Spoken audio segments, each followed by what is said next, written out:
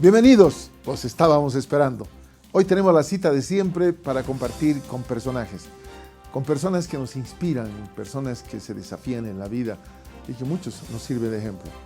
El caso de hoy es muy hermoso, lo van a disfrutar y se van a inspirar. Arranquemos.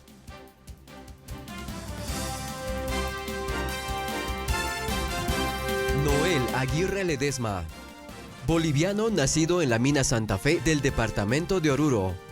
Educador popular, profesor de educación matemática del nivel secundario, economista, licenciado en ciencias de la educación y especializado en planificación estratégica y desarrollo organizacional. Desempeñó funciones como profesor en distintas escuelas y colegios de Bolivia, coordinador del Departamento Psicopedagógico y subdirector del Centro de Multiservicios Educativos CEMSE, director del Centro Boliviano de Investigación y Acción Educativa. Fue viceministro de Planificación y Coordinación, además ministro de Planificación de Desarrollo. Fue miembro del Consejo de Educación de Adultos de América Latina y el Caribe, Red Latinoamericana de Información y Documentación en Educación, Escuelas Radiofónicas de Bolivia Herbol y Foro Educativo Boliviano. Noel, bienvenido. Es un gusto nuevamente tenerte aquí en el programa. Agradezco la gentileza y tu disposición de estar acá. No, más bien yo tengo que agradecer. Les agradezco la invitación, pero además una buena oportunidad de saludar a cuánta gente amiga que estará detrás de las pantallas. Qué bueno, claro que sí. Gracias a Dios tenemos una sintonía que nos sigue fiel y que le interesa, así como la mayoría, de conocer a la persona, al hombre. A veces los hechos, los títulos no dicen lo que uno es, ¿verdad? Sí, los cartones nomás son. Cartones El son. que le da valor al cartón, la persona. La persona. Ajá. Quiero saber a ver de la niñez, cómo eran los papás, en qué lugar estaban, cuál es el trabajo, cuántos hermanos, cómo era la familia al inicio de tu camino en la vida. Para mí es muy importante el tema de la cultura, los orígenes. Ajá. Entonces cuando me preguntan, me hacen estas preguntas, es importante referirme a mis padres. Mi padre y mi madre nacieron en el norte de Potosí, en una de las regiones más pobres de Bolivia, en un lugar, en un pueblito que se llama Sacaca. Ajá. Mi padre primero emigró porque no tenía condiciones de vida a una mina que se llama Santa Fe, eso ya en Oruro. Se casaron con mi mami y al final terminaron los dos en Santa Fe. Y es ahí donde yo nací. ¿La mamá de origen en qué lugar? Es también de Sacaca, De Sacaca. del norte de Potosí. Ya. Mi mami es de Pollera, tengo la suerte que todavía vive. Qué bendición. Y yo con todo orgullo, porque además yo supuesto. lo resalto. Yo ahí cuento una anécdota que me gusta resaltarlo.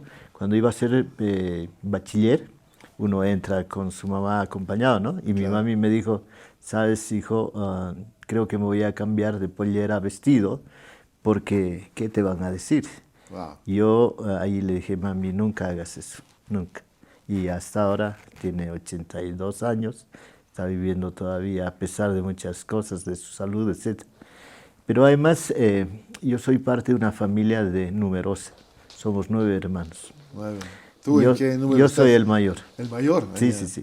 Soy el mayor, entonces tengo 8 hermanos tras mío y alguna vez me haces responsable de todo eso.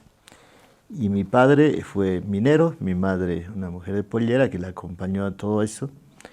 Y claro que vivimos un primer periodo, sobre todo, de mucha pobreza. Habían días que no teníamos para comer. Literalmente. Literalmente. Cuando llegamos a 9 hermanos, hacer la comida para 9 no es nada fácil. Y cuando algunas veces el padre no trabaja, también es difícil.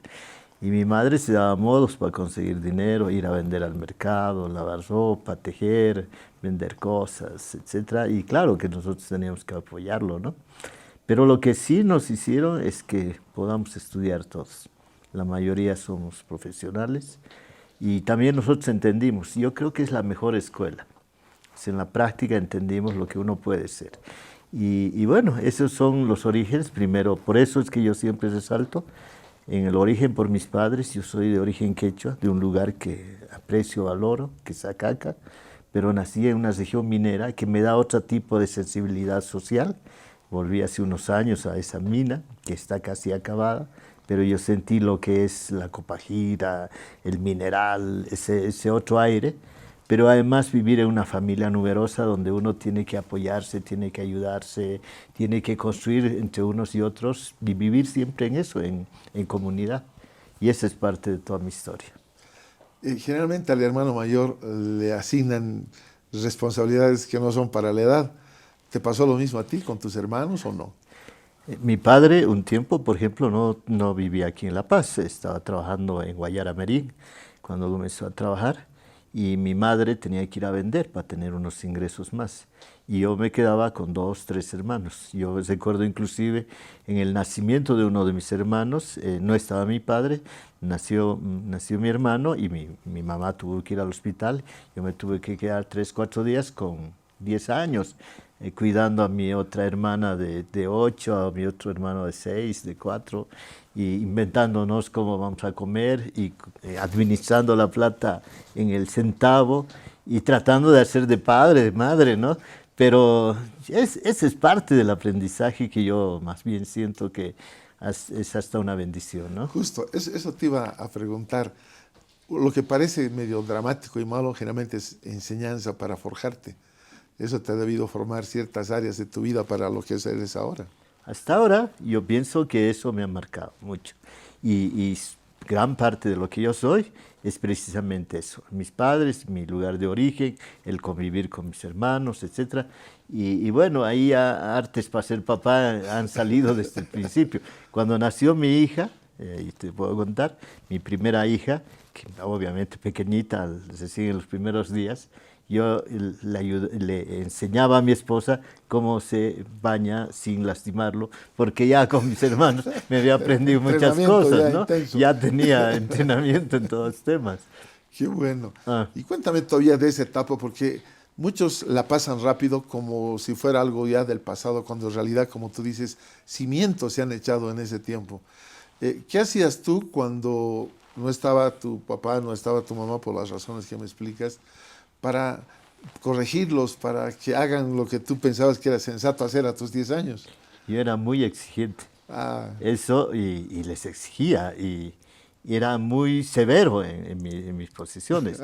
Yo literalmente las sancionaba, les ponía alguna sanción, que no podíamos comprar una cosa o que tenía que ser alguna otra cosa más. Me las inventaba. Pero también convivíamos, teníamos que pasar el tiempo, jugar, todo ese tipo de cosas, ¿no? Pero ahí hay un aprendizaje muy importante, ¿no?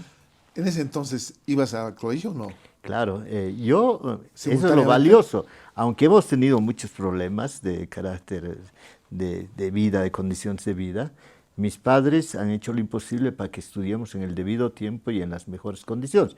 Pero obviamente en una escuelita fiscal muy alejada, después ya al colegio, y no dejamos, y ahí tuvimos siempre la exigencia de nuestros padres para que podamos estudiar. Y como hace un momento decía, todos terminamos colegio, fuimos a la universidad, etcétera, a pesar de las limitaciones que tuvimos. ¿Cómo puedes describir a tu papá con la perspectiva de niño? Mi papá era muy severo, muy exigente. Siempre nos recordaba de lo que era su vida pasada. Él a temprana edad había perdido a su madre, después vivió solo con su padre le exigía demasiado, hasta lo pegaba alguna vez, y él decía, miren, yo lo que quiero es que esto cambie, que ustedes sean distintos, y nos exigía mucho, pero también nos acompañaba. Había días que llegábamos con la tarea mal hecha, él revisaba y él hacía con nosotros nuestra tarea. Y siempre estaba ahí. Y la otra cosa es que todo el tiempo dedicado para su comunidad. Él ha sido un eterno dirigente. El día que ha muerto, que es hace un año, ha muerto como a los 92 años, era todavía el presidente de la Junta de Vecinos. Iba a la alcaldía a conseguir que le pongan... 92 años. 92 años iba, ¿no? Iba a hacer una cosa, otro, papá, ya descansa, etc.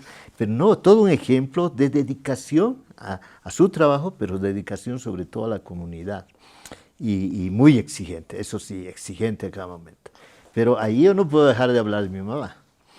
Mi mamá solo hizo el primero de primaria. Y eso, apenas terminó el primero de primaria. Estaba muy enferma, ella cuenta.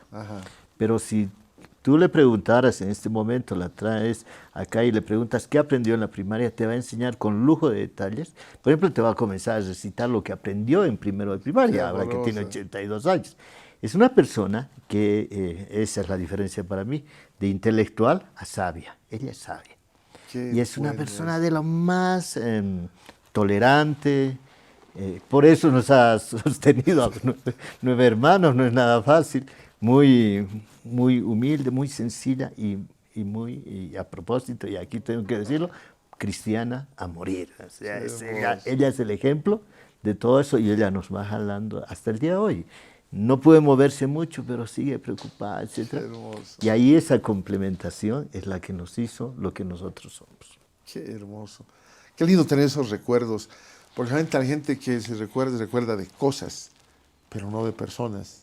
Se recuerda de eventos, pero no del amor que recibe, del cuidado, como tú lo estás diciendo. No, hasta ahora yo sigo viviendo, con mi mami, no vive conmigo, vive con mis hermanos, y ella siempre hablamos todos los días, y todos los días me bendice. Todos los días me bendice, todos los días me recomienda, todos los días estoy hablando con ella y siempre nos decimos que nos amamos, todo el tiempo.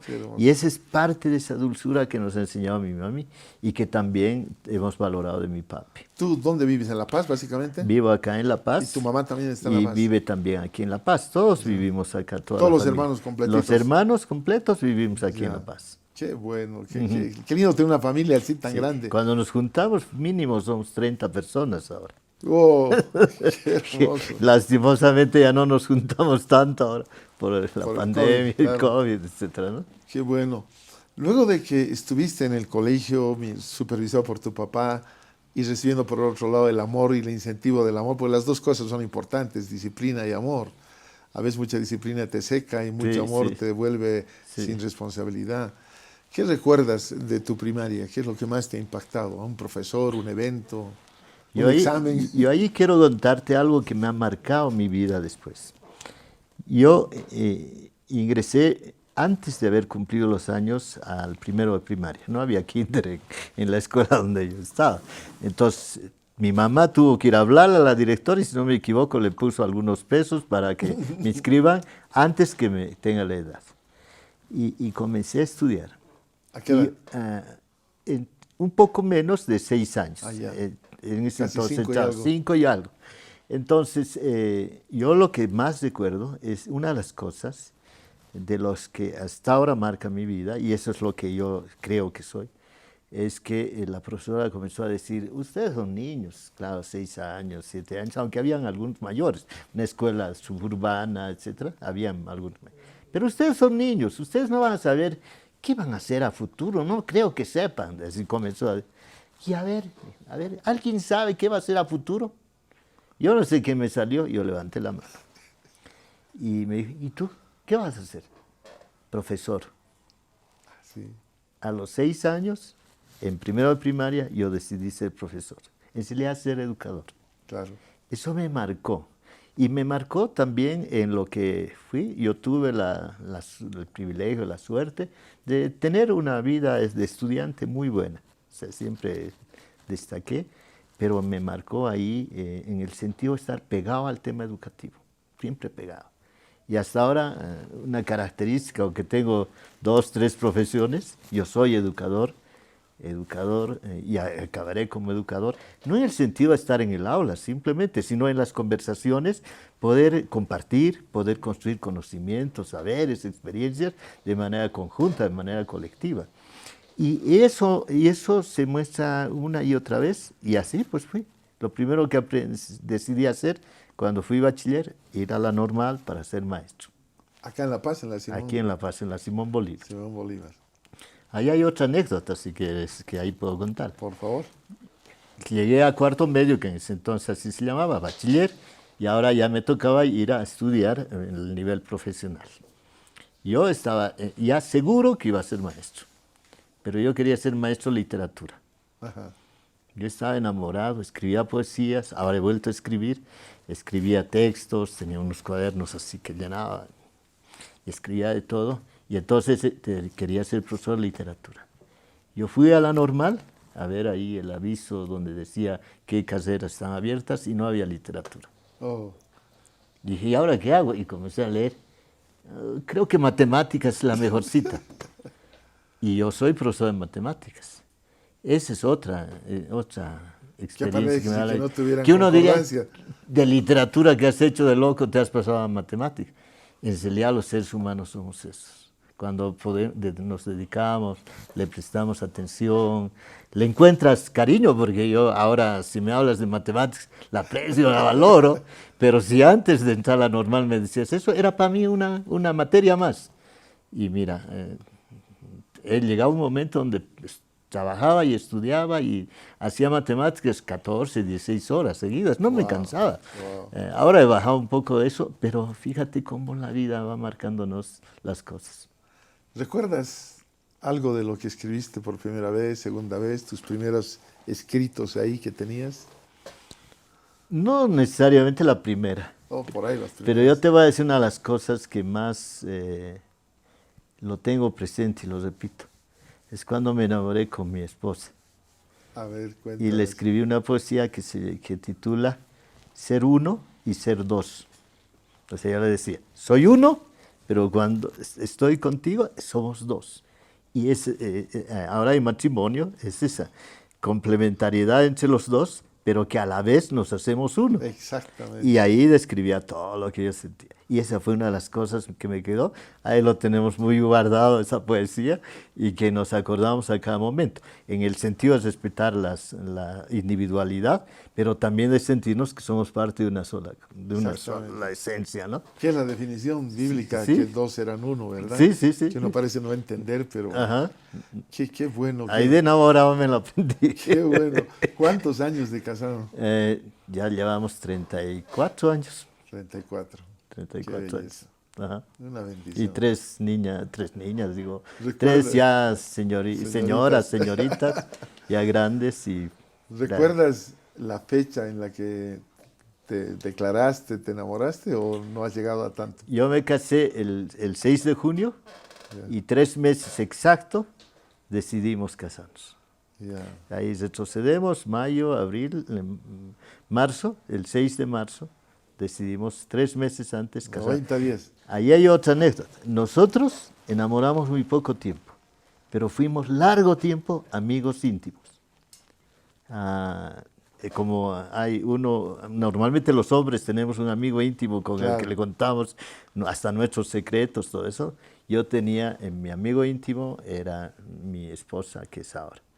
Y ahí, y al final ya enamorar era una cosa casi como De ahí que consecuencia. 3 meses no fue nada. No, desde no, que- no, pues no, y no había que pensar la ceremonia, no había que pensar, sino simplemente formalizar algo que ya nos estaba ocurriendo.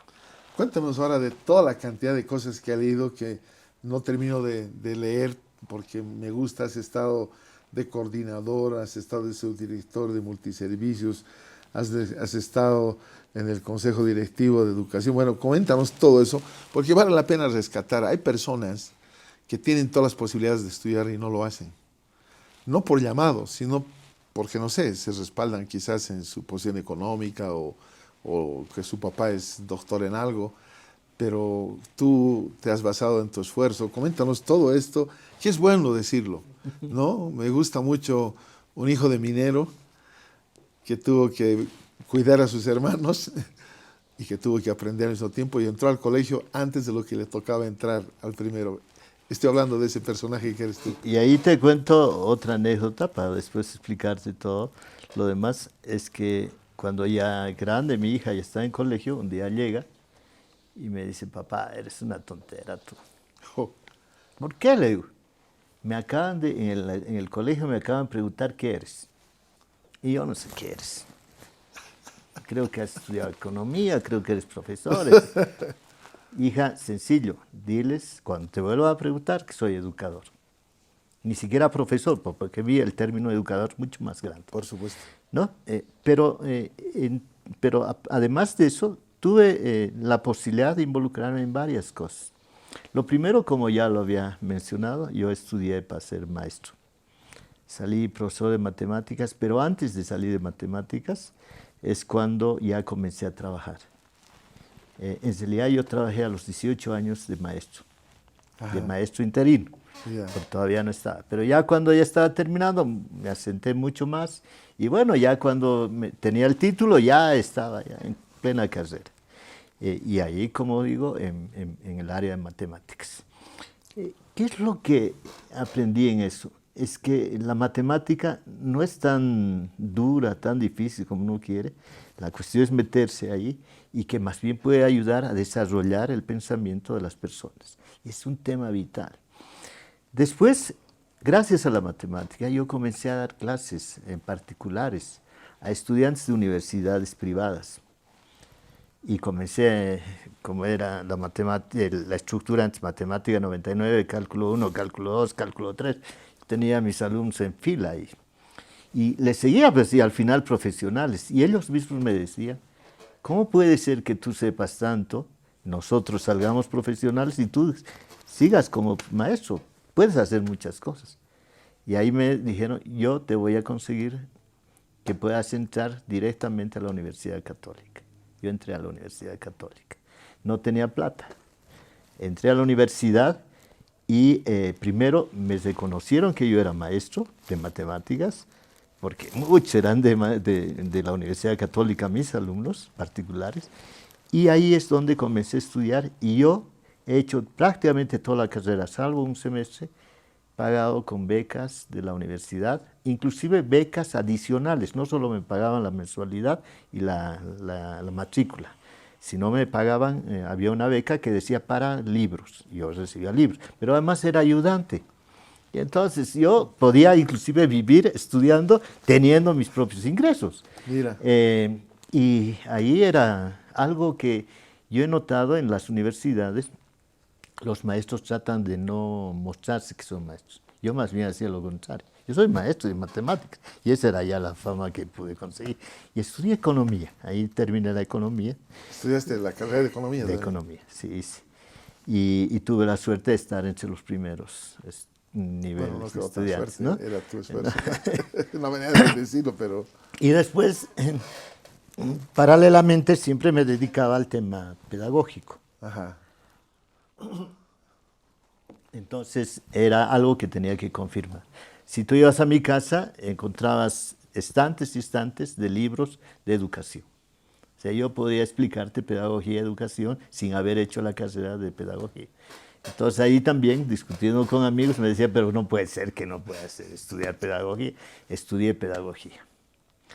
Y ahí terminé eso, tengo la licenciatura en Ciencias de la Educación, pero con mención en Educación de Adultos y Jóvenes y Adultos, Ajá. que es una de las áreas que he cultivado, que la vida me ha dado la oportunidad también de poner en práctica siendo funcionario público. Vamos a tener que hablar de todo esto porque es inspiración. Seguramente tú conoces en vivo y en directo a personas que han inspirado en ti, en lo que has hecho, en tus desafíos, en tu manera de no decir hasta aquí, sino decir qué es lo siguiente. Me imagino que ese era tu lema. Y como te digo yo, hay una cantidad de letras que se arman, CMC, CBAE, CEAL, has estado en Reduc, bueno, muchas cosas que no termina mucha gente de entender qué es. No a la pausa, a la regreso, aunque no creas, ya han pasado 25 minutos, yo no lo creo, pero cuando la charla es así de activa y de hermosa, pasan los minutos. Vamos a volver con la segunda parte para seguir hablando de la vida de Noel Aguirre, que es nuestro invitado especial este día. Aguárdenos.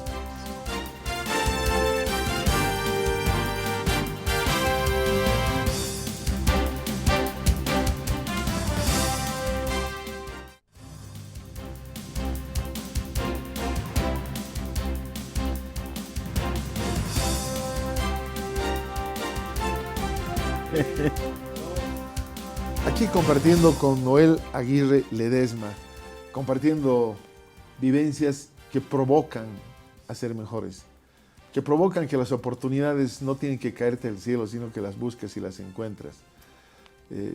Estoy escuchándote ese contraste entre un poeta y un matemático. Ahora, de dibujo. ahora estás en el dibujo. Coméntanos los lugares has estado en el psicopedagógico y su director del Centro de Multiservicio. O sea, hay una variedad, como te decía, mientras llegábamos a esta segunda parte, te falta ser entrenador de la selección de fútbol de Bolivia, alguna cosa de esas. Coméntanos, porque inspira mucho, Noel. En el caso boliviano, además de ser maestro en distintos lugares, que además yo fui, por casualidad de la vida, maestro hasta de kinder. Ajá. Y fui maestro de universidad también, hasta el nivel posgrado. Pero además de eso, tuve la oportunidad de trabajar en dos instituciones que en el sector privado son las más importantes de educación en Bolivia. Uno es el CEMSE, el Centro de Multiservicios Educativos, que es una entidad que está en la calle Pichincha y que atiende como a 30 unidades educativas en lo que es formación de los maestros, en la atención de los estudiantes, por ejemplo, todo lo que es física, química, matemáticas, ayuda a los estudiantes a que se puedan desarrollar, atención en salud, etcétera. Toda una mirada mucho más integral, muy importante. Y yo tuve la oportunidad de llegar a ser subdirector ahí. Después me invitaron a ser parte del Centro Boliviano de Investigación y Acción Educativas. Es tal vez la institución la más importante que ha hecho investigaciones en Bolivia, que ha definido varias políticas educativas, que ha generado experiencias educativas en Bolivia. Ahora no tiene tanto vuelo, pero hasta hace unos 10 años era de las más importantes de Bolivia y yo ahí estuve de director como 10 años. Wow. Y ahí tuve la oportunidad de lo que después ya tuve la posibilidad de ser servidor público en el área de educación. Toda esa experiencia es la que me sirvió. Primero, de ser maestro, segundo, estar en una entidad de servicios y tercero, estar en el campo de la investigación y también en la definición de políticas y experiencias educativas. Pero eso también me permitió que me pueda vincular a nivel internacional. Yo tengo una especialidad que es planificación estratégica, que es otra pasión que tengo, la planificación. Ahí yo me hice parte de una organización que primero tenía afanes de servicio social para ayudar a organizaciones sociales en lo que es planificación. Me prepararon, hice un curso de 4 años de posgrado y en Bolivia habemos solo 3 que estamos certificados en ese tipo de formación. Y eso me permitió hacer consultorías y trabajar en Perú, en Guatemala, en Colombia, en México, en varios países, y ahí hay otro aprendizaje. Hay veces los bolivianos decimos, no, pues, ¿qué voy a enseñar yo? Voy a ir a Colombia, era mi mayor problema. Pero Perú estamos cerca, eso podemos hacer. En Colombia fue mi problema. Pero cuando uno va y cuando se prepara, puede mostrar lo mucho que podemos hacer los bolivianos. Y ahí comencé a vincularme con muchos países. Pero también fui parte de redes y hasta ahora he vuelto, porque me han acogido y me han cuidado, me han cobijado en todo este último periodo y me han pedido que vuelva. Yo, por ejemplo, soy parte del Consejo de Educación Popular de América Latina. ¿Eso es redes? Esa es una red, está en 21 países de América Latina. Ajá. Y en cada país tiene una cantidad determinada de afiliados y es toda una red que comenzó primero con la preocupación de educación de adultos, ahora se extendió a educación popular y yo puedo decirles, si uno analiza quiénes son, quiénes atienden eso, son los mejores educadores que hay en América Latina. Y tuve la oportunidad de vincularme con ellos y ahora, no lo digo por orgullo, sino porque es una realidad, codearme con ellos, o sea, con mis referentes, mis ídolos. Estoy ahora interactuando con ellos, estamos día a día. Y ahora, esa es una de las cosas que ahora hago. Por semana, 4 o 5 conferencias para afuera, para Latinoamérica, hablando sobre todo de educación y la parte social, desarrollo, etc. Con ellos, ¿no? Eso me ha permitido un vínculo. Y ahora no está ya vigente la red de información y documentación educativa, que gracias al CBA me vinculé, que era otra red latinoamericana que manejaba todo lo que es información documental sobre todo. Bueno, casi nada. Casi nada. Unas cuantas conferencias al día, total, que es lo más natural. Una salteña, una conferencia, una yaucha. Nos realmente inspiras, por eso me gusta aprender, de seguir aprendiendo de vidas que no tienes tú un encierro, no te has encajonado en algo, dicho, no, yo voy a hacer así, dibujas, poesía, matemáticas, todo lo que me estás, conferencista, a nivel internacional. Inspiras, yo quiero decirte eso, y necesitamos en Bolivia Gracias. más que atacarnos y destrozarnos, dar valor, dar visibilidad otra vez a personas como tú, Noel, que inspiran y que muchos van a decir, ¿qué hago yo en mi vida? Al final voy a terminar y voy a decir, ¿qué has hecho? He hecho manifestación, se tiró, no sé qué sea, piedras, pero esto es muy Ahí te importante. puedo decir una cosa más Por que favor. aprendí. Yo estuve como maestro en una huelga de hambre. Y llevábamos el quinto día, sexto día, y alguien me trajo un documento de Luis Espinal. Ajá, Y Luis Espinal describía su experiencia de vida, y ahí yo tomé una frase que es ahora mi frase, yo me la apoderé, que él dice, no lo dice textual, pero lo dice más o menos así, que no hay que morir ni de viejo ni de enfermo, hay que morir de gastado. Puntos suspensivos, de gastado por los demás. qué Y lindo. yo te puedo decir, si a mí me enterraran algún día y pusieran un epitafio y quisieran poner algo, este hombre se murió desgastado por los demás, no murió ni por viejo ni por enfermo. Eso es lo que yo quisiera. Y eso intento hacer. Qué Todo bueno, el tiempo intento qué hacer. bueno, qué linda meta. Eso aprendí mucho de mi padre, pues. Qué importante. ¿Ah? Mira, me hace recuerdo, yo trabajaba un tiempo con Luis Espinal cuando yo de muy muchacho era muy fanático de comunicaciones, estaba en Radio Fides, tenía un programa de rock de 3 horas los domingos, transmitido por Chuquisaca, Universo, Méndez y Fides, un rockero total, pero al mismo tiempo iniciamos con alguien un tiempo de noticiosos. Te cuento un poco eso, porque me has traído recuerdo de una persona que Yo te no voy a terminé contar de otra conocer. cosa ahora. Claro que sí, así. Pero bueno, ya es un proyecto que no pudo Ahí, salir. ahí yo te porque- cuento otra. Dime, dime. Ah, yo era presidente de Herbol, Derbol, de las emisora de escuelas radio. radiofónicas Sí, de Bolivia. ya, Y yo me sonreía. Esa está muy ligado a la Iglesia Católica. claro. Pero, además son de radialistas, obviamente. Yo les decía, yo no soy ni padre, ni cura, ni nada. Segundo, no soy radialista, no hago radio, no tengo mi medio de comunicación, pero soy el presidente de Herbol. ¿Qué les ha pasado? ¿Por qué me han elegido a mí? Eso me permitió vincularme con el mundo, sobre todo la radio. Claro, Estuve como claro. 8 años entre vicepresidente primero y después presidente vinculado, y varias cosas que hemos hecho en esa red de radios es que hasta ahora permanecen y le han marcado mucho a ¿Qué Herbol. crees que te abre las puertas así? En lugares que inicialmente parecen contradictorios y que no deberías estar ahí, pero estás ahí y reconocido. ¿Qué piensas que es? ¿Por qué razón? Es que los seres humanos, primero, no puedes centrarte en ti mismo, no puedes desarrollarte solo tú.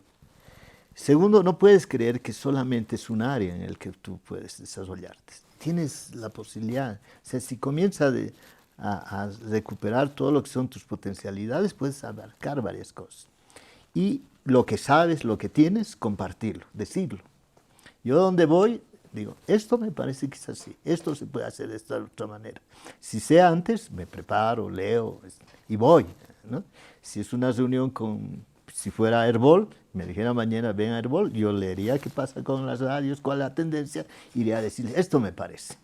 Y ahí tratar de vincular lo que uno sabe en la vida, las experiencias, pero vincular también con otros conocimientos, etcétera, cada vez hacerse más múltiple y tratar de elevarse. Yo creo que ahí los seres humanos podemos llegar a mucho más. Qué bueno. Dime, ¿cuál ha sido tu momento de batalla? Un momento que quizás hasta derramaste lágrimas o has sentido impotencia de algo. Todos los hombres, toda la humanidad se encuentra en momentos así difíciles. Mi momento más duro, y duro, fue el año pasado. Primero, el cambio de gobierno a mí me afectó mucho, porque yo hice 14 años ofreciendo inclusive mi vida, mi salud, para que las cosas vayan bien. Que hayan resultado bien, mal, eso ya se puede discutir, pero yo le puse todo. Vino el cambio de gobierno y comencé a enfermar, estaba recuperando y ahí me avisan en la casa de mis padres, que es una casa de 5 pisos, muy pequeñita, viven 7 de mis hermanos con su familia, más mi papá y mi mamá, 19 personas. Toda la familia ahí. Prácticamente. Qué En lindo. julio mediados enfermaron con el COVID, Wow. 14 de los 19, así como fichas de dominó, uno tras otro. Era el tiempo donde no había médico, no había hospital, no había enfermeros, no había oxígeno, no había medicinas. y teníamos que atenderlos a los 14. Solo 2 hermanos vivimos fuera de esa casa. Mi otro hermano estaba recuperando del COVID con su familia y yo estaba relativamente bien porque había pasado una operación y mi familia estaba mal. Mi padre y mi madre estaban muy mal. Y estuvimos como un mes, desde la comida hasta la atención. Me volví un poco médico. No había médicos, entonces conseguí vía teléfono y comenzó a hablar con mi familia. Oigan, hoy día tienen que tomar esto, tienen que hacer esto. Aprendimos que son signos vitales, cómo se puede controlar la temperatura, el oxígeno, ¿no? La saturación del oxígeno. Y estuvimos un mes con toda mi familia tras eso, tratando de salvarles, tratando que puedan recuperar. Y al final todos recuperaron, menos mi padre, que se fue. Por esa causa. El 7 de agosto murió de COVID. Se acabaron sus pulmones. Hicimos todo lo imposible. Ya te puedes imaginar qué hacíamos. Me llamaban a 4 de la mañana. No, él se está muriendo, el papá, porque no hay oxígeno. 4 de la mañana para buscar un galoncito de oxígeno. Y la desesperación. Había un día que, por ejemplo, necesitábamos 130 inyecciones por la cantidad de enfermos que había. Y no nos vendían más que de a 1, de a 2. Yo rogaba, algunas veces me decían, pero lo que tú estás pidiendo es para ir a vender. No, yo sabía que tengo mi familia. Y ahí comencé a enfrentarme a algo que los seres humanos no creo que nos negamos con la muerte. Yo supe como 3 días antes ya que mi padre se iba a morir. Y comencé a entender recién el valor de la muerte y cómo te dan también signos, Dios, cómo te da signos respecto a lo que es todo el resto. O sea, cuesta entender la muerte, pero también, si entiendes, miras de otra manera. Pero también mira el otro. Mi madre fue la que estuvo peor, porque además tiene diabetes, tiene colesterol, tiene problemas, una metaplasia en el estómago, tiene un montón de enfermedades base. Entró como en coma y milagrosamente despertó al 6.º día y dijo, quiero comer. Y mi padre moría, mi madre vivía. Entonces primero entender, dedicarme a mi familia, buscar cosas realmente duras. Seguro. Fue mi peor mes de toda mi vida. Además que traía unos 6 meses muy duros ese mes, pero después comenzó otra vez a brillar. Y ahí comenzó a aparecer otras cosas. Por eso comencé a dibujar, por ejemplo. Y ahora dibujar para, por ejemplo, con algunos mensajes para la gente, para ayudar. ¿Qué tipo de dibujo practicas? Hago dibujos que son más como señales, como códigos. Una persona que te está hablando y que te da un mensaje, que te dice algo que te puede ayudar en tu vida y todo ese tipo. ¿Has publicado eso? Hay varias cosas que ya he publicado, inclusive ya hay 2 libros que han salido como portadas con mis dibujos. Va a salir pronto otro libro sobre educación, pero con dibujos míos. Lo único que te falta es el deporte, nada más. Ya. Estoy convencido con eso, con todo lo que nos estás compartiendo. Mirando hoy día tu Bolivia, mirando adelante, porque mirar atrás nunca es avanzar, es simplemente a veces dolerse. ¿Cómo miras tu Bolivia adelante en general, en la educación, en la juventud, en todos los que parece que su meta es ganar dinero como sea, con lo que sea, pero lo que no hacen es prepararse para ir adelante, ser aporte a la sociedad? Por ejemplo, a ti te conocen, ya no sé dónde más, como te digo. Coméntanos, ¿qué dices de eso? Mira, yo creo que hay que mirar muy positivamente las cosas. No hay que mirar primero lo negativo. Y yo creo que Bolivia, eso me consta, yo puedo atestiguar que se han hecho esfuerzos en el último tiempo a hacer cambios sustanciales, con muchos errores, eso yo no puedo negar. Pero yo creo que hemos comenzado a corregir varias cosas que eran una especie de lastre. Por ejemplo, todo un sistema de negación de lo que fueron nuestros orígenes, por ejemplo, nuestros pueblos indígenas, originarios, campesinos, que creíamos que era una segunda categoría y que no había la posibilidad de que ellos sean, por ejemplo, presidentes, sean ministros. con todos los errores. Uno puede criticar todo eso, pero esa posibilidad de recuperar, ese es un primer tema.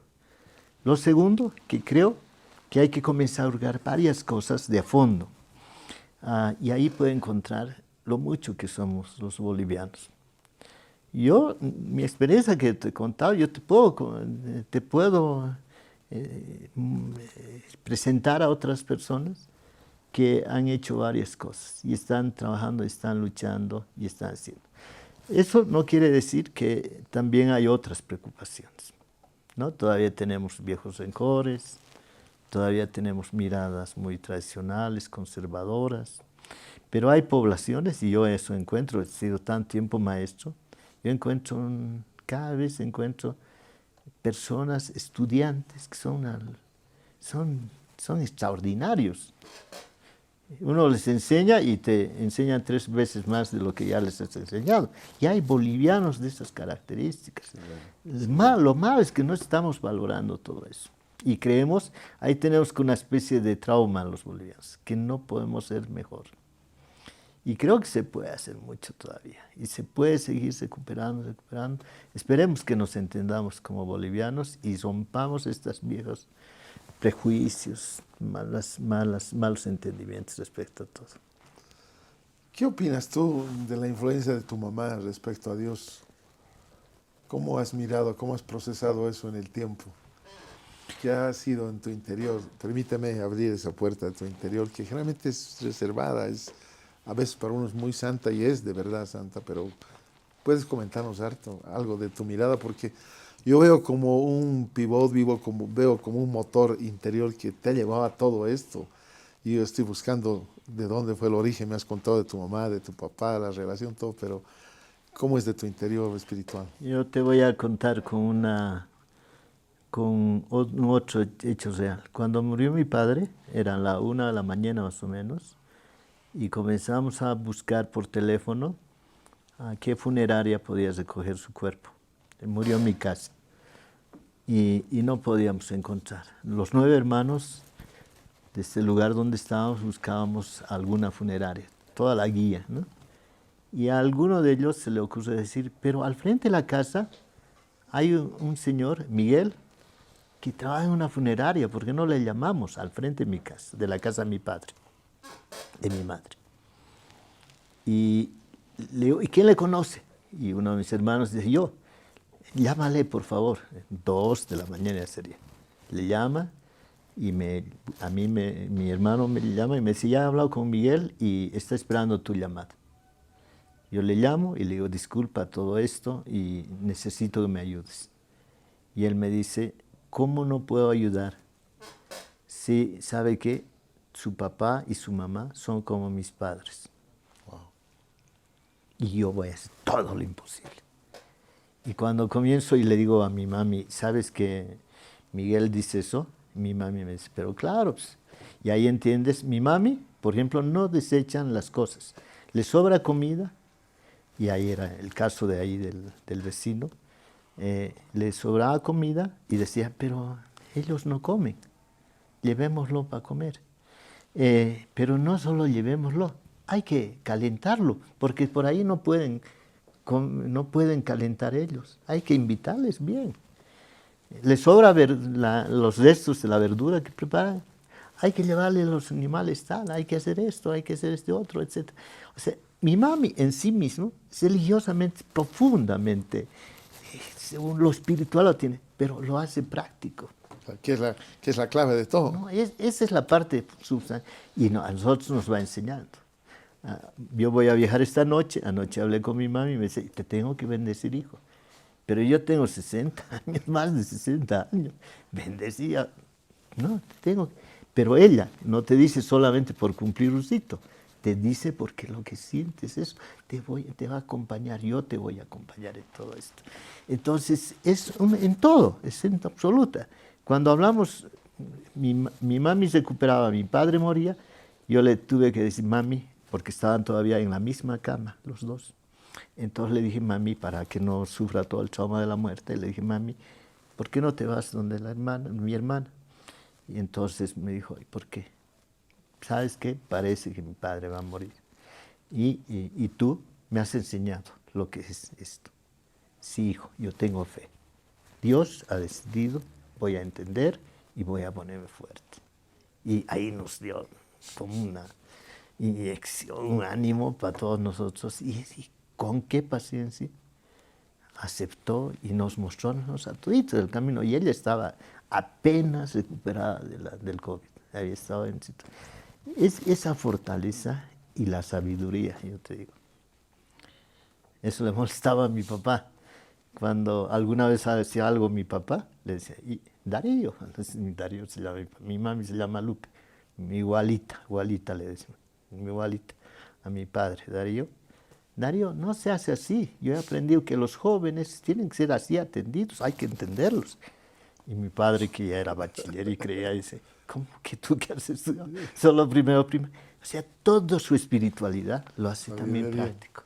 Sabiduría. Todo eso. ¿Y tú, pero cómo? Mira, me has derivado la pelota a tu mamá, que me parece sensacional lo que me acabas de contar. Pero tú, ¿cómo has manejado eso interior, que es tan íntimo? ¿Lo quieres responder? Sí, si no, no. Claro que sí. No, primero es parte mía, pero bien parte, bien interna, bien propia de mí. Y yo veo que es absolutamente necesario, que a mí me completa, es como que me termina de hacer. Y yo tengo mis momentos una vez por día de mi encuentro.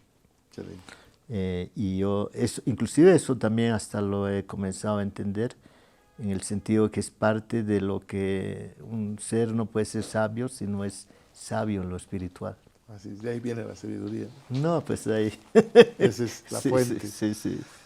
Mira, estamos por terminar el programa, pero quisiera invitarte a que puedas compartir algo final, ya sea para toda nuestra audiencia, que llega a muchos lugares. Este programa se reprisa 2 días después del domingo, porque mucha gente se la pierde y quiere, y gracias a Dios hay un favor de la gente por recibir bien esto, que hablamos del ser humano, no hemos denigrado a nadie, no has dicho nada de nada, pero tu vida se muestra en un ejemplo. Te invito a que te dirijas a toda la audiencia variable. Gracias a Dios llegamos por radio, por televisión, por plataformas, por satélite. Dios nos ha bendecido mucho en eso para amplificar su palabra. Y en este caso tengo un hombre que tiene una experiencia de vida muy sui generis, muy especial. No conozco realmente a alguien como tú. Gracias. Mira, 2 cosas a propósito. La primera, yo llegué a ser ministro de Planificación y Desarrollo, y la función esa es de alta responsabilidad. Yo nunca pensé ser servidor público, ser político, como dicen, porque ya te dice, eres ministro, eres político. Pero yo ahí aprendí 2 cosas que ojalá la población entienda, que hay unos políticos y otros políticos. Y no se puede decir lo mismo por una misma denominación. Habemos personas que hemos hecho, yo creo, historia de vida. Y puede ser que mañana, en vez de ser ministro, me toque ser, no sé, ocupar una función, no quiero citar qué, pero una función que parezca no ser importante. Y yo creo que ahí uno va a mantener su ritmo de vida, su compromiso, su convicción de las cosas. Este mi lema de gastarse va a seguir, ¿no? Entonces, yo creo que también tenemos que entendernos entre nosotros y no dejarnos llevar clichés. Esa es una de las cosas. La segunda, y hay una cosa que te ha faltado preguntar, ¿qué canción te gusta? Eso me han preguntado en un programa ayer. Unas canciones que a mí me gustan, que yo la tengo por la letra, es Gracias a la vida. Que me ha dado tanto. Sí, que me ha dado tanto. Y yo a estas alturas ya digo gracias. Y es la época de devolver. Yo tengo ese privilegio. He tratado de asegurar mi alimentación, que es lo que me interesa, y este es el tiempo de volverle a la vida. Por eso cuando te cuento 4 charlas, mañana yo esta noche estoy viajando a Cochabamba, voy a dar una charla a las 10, al terminar la charla voy a agarrar avión, voy a volver y a las 5 voy a estar hablando con México. Pero no me paga ni un peso y yo más bien gasto. Pero es retribuir, devolver lo que me ha dado tanto la vida, gracias a la vida, aquí está, te lo devuelvo. Y bueno, y que pase es la otra cosa, que pase lo que pase, digo. Ya de aquí para adelante, ya que disponga de así. Bueno, lo importante es que eres un dador de lo que tienes, que eso es importante. A mí me gusta mucho el nombre que Jesús escogió, que yo soy el camino, la verdad y la vida. Cuando alguien habla como usted de la vida, para mí está hablando del Maestro, del Señor, ¿no? Y realmente esos son los nombres que me fascina del Señor escuchar y declarar. Te quiero bendecir, que sigas adelante, que no te muevas un solo grado a ni izquierda ni a derecha de tu camino y sigas siendo un dador de sabiduría, un dador de apoyo, de inspiración. Y te felicito por haberte mantenido en esa línea. Gracias. Te he conocido cuando recolectábamos libros como locos cuando estabas en el ministerio. Me pareció un propósito sensacional. Creo que demasiado bella biblioteca de los libros que a veces uno los tiene y no los usa mucho. Te bendigo, que te vaya muy bien, que sigas adelante en tu trabajo, tus emprendimientos. Y por ahí si te animas a jugar fútbol me avisas porque ya te digo, es lo único que te falta y podemos agarrarnos en un partidito. Sí, creo, ¿no? Sí, así que tu despedida para la audiencia, por favor. Bueno, primero gracias.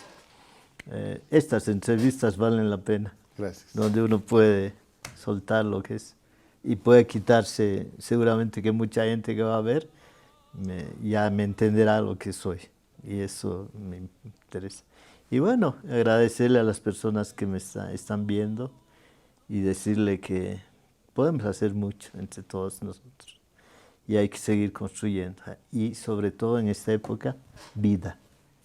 Frente a todo, pandemias y más cosas, hay un autor, un sociólogo que dice, este es el periodo de la pedagogía cruel, dice. No, yo digo, es el periodo de la pedagogía de la vida. Hay que preservar la vida y hay que vivirla bien en beneficio de todos los demás.